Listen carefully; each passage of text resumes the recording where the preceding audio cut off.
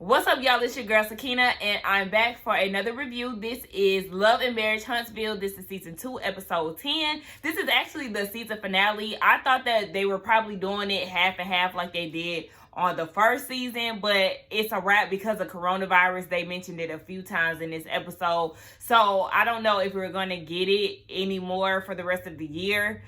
Who knows? Maybe it'll be back in the beginning of next year, but I don't know. We'll see. But anyway, y'all, let's get into this review. So the episode starts with Kimmi at home. She's cooking for Maurice because he's been away for some time studying for the bar. He finally took it, and now he's on his way back. So it's a little surprise dinner, and he's very exhausted. He did say that, you know, it's a lot of stress when it comes down to taking the bar. But they're around the table, and Monster brings up his birthday is coming up soon, and he wants to have a party bus and all of this. So once the kids leave, Kimmy and Maurice talk, and he was saying that he owes her because she's invested a lot of time into him. I thought that maybe this meant that he was going to lay off as far as trying to get her to do real estate with him and just allow her to continue on with nursing, but he didn't mention that. But, you know, it was a real cute scene. I really love seeing them together when they're in their happy moments. Now, we see Mel. She's off doing the promo shoot for her play, and they're actually going to do a run-through. The photos look pretty nice from what I could see as far as, like, the setup and all of that. But I'm really tired of Mel in that 2008 Carrie Hilson turning me off wig. Like, I just need you to get rid of that. That hairstyle is so dated, sis. Like, I like her confessional look, but that Carrie Hilson bob, that shit gotta go. And they do the run through, and Mel start fucking up her lines to the point where the lady on the side was pretty much feeding her lines. Like, she was fucking up real bad, and it was just like, I kind of cringed a little bit. And they had a meeting after the run through, and Ida, I think that's her name, she was just telling them, like, y'all gotta work on y'all lines. Like, it was real dry, honey, baby. We gonna need some lube because I need this shit juicy. I was like, I forgot she was what she say, she don't like to be touched, but she don't really like men.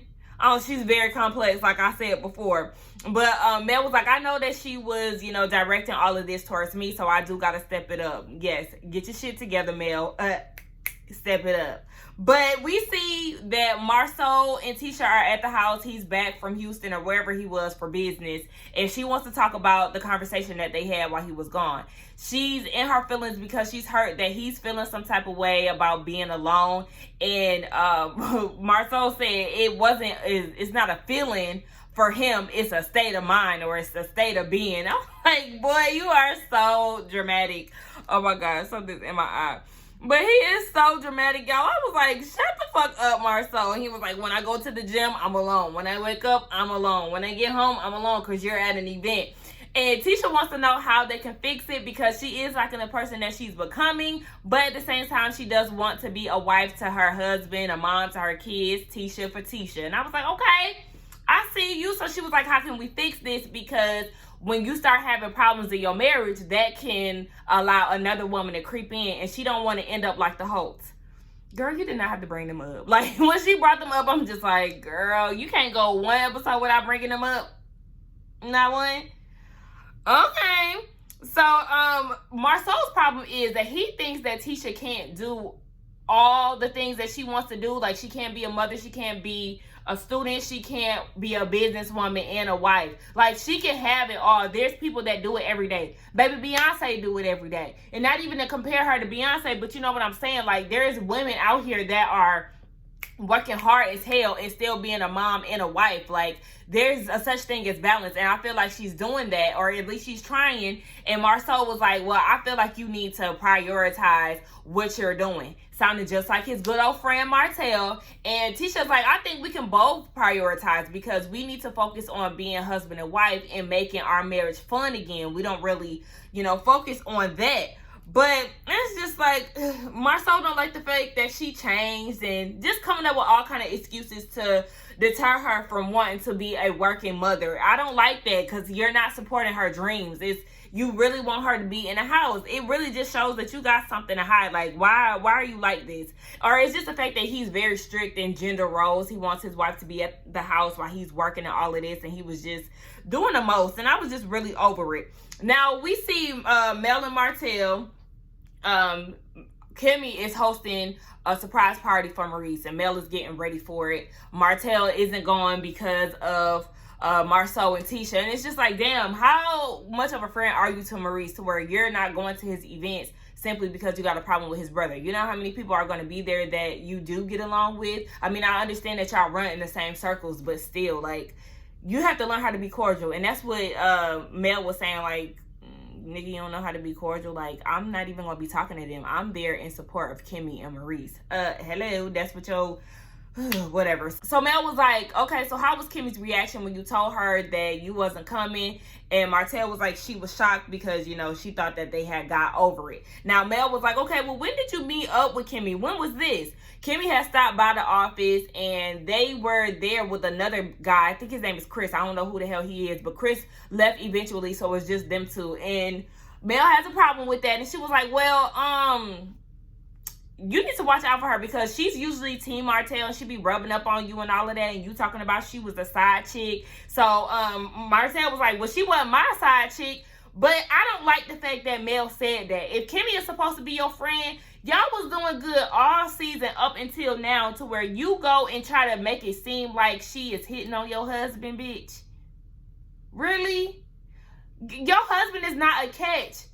Quiet as it's kept. Yes, he is a businessman and he's a good dad, but when it comes down to being a husband, baby, don't nobody want that type of husband. He don't even respect you. The hell, Kimmi got her a catch. So, I mean, even though he got a little flaws, but whatever. I prefer Kimmi and Maurice's marriage over the whole. So, girl, please don't flatter yourself. Ain't nobody chasing after your man. Kimmi got her own husband, a supportive one at that, and a faithful one. Now, anyway, like I said, she said she wants to be up at the next event that him and Kimmi have one-on-one. I can't wait to see what Kimmi got to say about this. I really hated that scene. But anyway, we get down to the surprise party. Now, they were down at the bar, Maurice and Kimmi, and the party was actually in the back of the restaurant. So she took him to the back, and everybody came out and was like surprised. I really love this scene. I like seeing them happy. Like, the love was everywhere in that room. Like, you could just really tell the support. Maurice was shocked, like, what is this for? It's just for the fact that you took the bar. All of that is over. We know we didn't get your results back, but Kimmi is like, you did that, okay? You took it one and done. We already know we're gonna put that into the atmosphere. And I really hope that it was a one and done for him, especially because they had that celebration. But I know that the bar is a very strenuous test. So if he could have just knocked it out the park one time, then go ahead, Maurice, okay? So Marcel and Tisha get there, and Tisha said that they are not on good terms right now, but they're gonna pull a page out of the Holtz blueprint and fake it till they make it and put up a united front. Again, always bringing them up when it's not needed. But Maurice thanks everybody for coming to the party, and he explains that he went into school to practice consumer law to basically help the poor. He wants to rally up a good team of consumer attorneys and really fight for the little guys who can't afford, you know, the lawyer fees and stuff like that. I really thought that was sweet. I love the fact that he said that. I liked the basis of this show and what it was supposed to be, because remember, the comeback group was supposed to build nice houses in low income areas and all of that, but they just couldn't make it work. So that was the issue with them. But I really like what Maurice is doing. He's really kind of bringing the show back to where it initially started. Now, on the side, Marcel is talking to this woman, Andrea. She's an architect. So they're talking about Destiny's project, and they mentioned that Destiny has a budget of $50,000. Andrea was saying that she never received a call from Destiny because she feels like her bid might have been too high for her. So Marcel was like, yeah, a $50,000 budget is definitely a tight spot. So then he was like, you know, I was trying to suggest to her maybe working with the Holtz, but they don't know if she's going to take that. Now, Destiny comes up while they're talking about that, and she was saying that she had never heard Marcel say anything about a dollar amount, and he was like, well, yeah, I'm not really sure if $50K is going to work. That might be a real stretch. Now, she peeps that he is really trying to push it off onto the host, and she was like, I don't know if he's wasting my time. Maybe I should have listened to them. Like, I don't really know what's up, but I really wish that he would just be honest with me. So then Mel walks up, and what's his name? Marcel was like, oh yeah, I felt like we should mentor y'all. I know y'all trying to get into the commercial business. And Mel was like, I hope you don't think that you will be mentoring us, because if we were getting into commercial, which we're not, we definitely will not call you for help. Now, Mel says they're not, but they were definitely feeling some type of way that Destiny was wanting to work with Marcel, or at least get a bid from him. And they was actually trying to get themselves in there. So it's just like, I don't know how true that is. Y'all say y'all not into commercial, but y'all was definitely trying to get them sweets, honey. Now, Tisha ass walk up. She was like, all these women around a husband, I gotta see what's going on. Like, girl, don't nobody want your husband. Sit the fuck down. So then, like Mel said, you know, we're not interested in doing commercial. Marcel, don't try it. I see where you're going with this. And then she told Marcel that he need to finish a job first. And then Tisha was like, see, I knew that's when the shady Mel was going to come out eventually. You know, you just stirring the pot, Tisha. Shut the hell up. You making matters worse. And that's what Marcel was saying in the confessionals. Like, bruh, if she call you a dog, that don't mean you gotta bark. Sit your ass down and be quiet. They want you to go back and forth with them. And Tisha fall for the bait every time. Like, girl, just shut the hell up. So, we get down to the last scene where Tisha is at the house and she's getting ready to go to this event. Oh, I can't stand how she says event. She puts emphasis on the E. And it's like, we don't need to hear every syllable in the damn word. Now, the event is actually the next day, and Marcel is just like, okay, well, you didn't tell me this. She said that she did let him know, and she was like, well, since you act like you don't know, we might as well sync calendars like Destiny and LeBerry.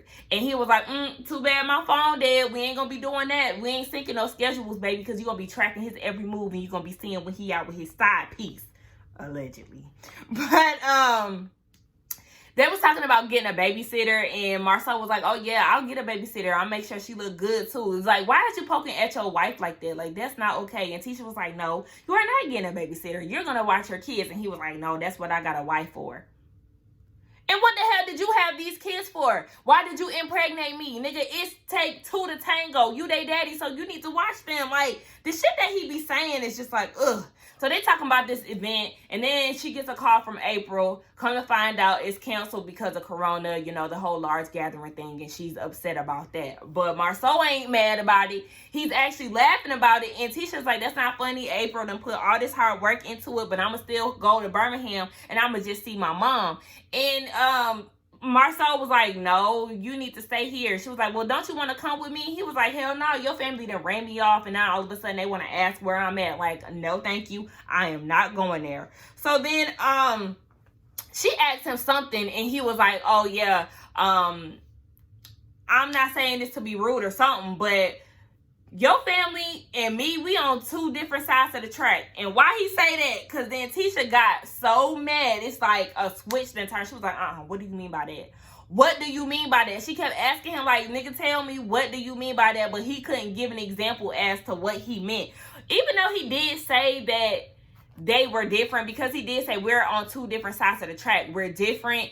I do feel like it was a bit of a dig, but she kind of just took it a little too far. She did say that she gets real sensitive about her upbringing because she's from the Jicks. She's definitely from the projects. And then she mentions that a girl from college tried to make a dig about that. So she's real sensitive about it. It's a trigger for her. And Marcel was like, I know you ain't trying to flip this and trying to make it seem like I'm bashing your family or I'm better than your family, because at one point in my life, I was homeless. So there's never a time where I'm going to feel like I'm better than your family, because that's not the case. Now, do I feel like he was making a dig? Yes, I do. But do I feel like he thinks he's better than her family? No, because, I mean, to be honest, I could tell that their family is different just off of Miss Wanda. Like, she's something else. So, I mean, shit, he said what he said. I do feel like he was being a little insensitive and mean as hell. Tisha was also taking it a little too far, talking about how when she was young, people were saying, you're pretty for a dark-skinned girl. It's just like, girl, you done took this thing and ran all the way home with it, girl. Like, ma'am, what are you doing? Let's not do this. And I could see how it was getting on Marcel's nerves, but I could also see how it's just like, damn, you ain't even being supportive to your wife. But like I told you, or to your wife, but I told y'all that he don't like her. You can see it. It's clear as day. He gets so annoyed with her. It's not even funny. And she was like, so I guess I'll just take it that you're not coming to Birmingham with me. He was like, nope, I'm not going nowhere with you. God damn, okay.